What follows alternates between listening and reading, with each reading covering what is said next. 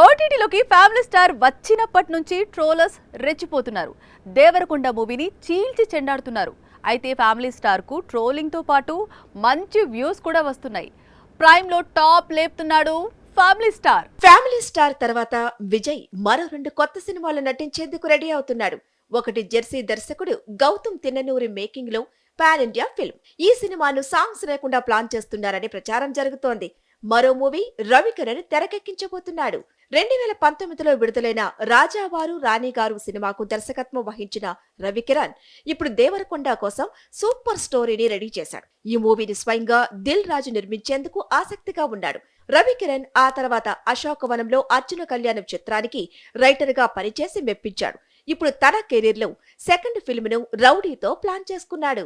గౌతమ్ తిన్ననూరి రవికిరణ్ తో పాటు శ్యామ్ సింగరాయ్ డైరెక్టర్ రాహుల్ సంకృత్యాన్ కూడా విజయ్ దేవరకొండ కోసం స్టోరీ చేస్తున్నాడు. ఆల్రెడీ వీరిద్దరూ కలిసి టాక్సీవాలా అనే సినిమాను ప్రేక్షకుల ముందుకు తీసుకొచ్చారు. ఈసారి అంతకు మించిన ప్రాజెక్టుతో ఆడియన్స్ ను సర్ప్రైజ్ చేయాలనుకుంటున్నారు.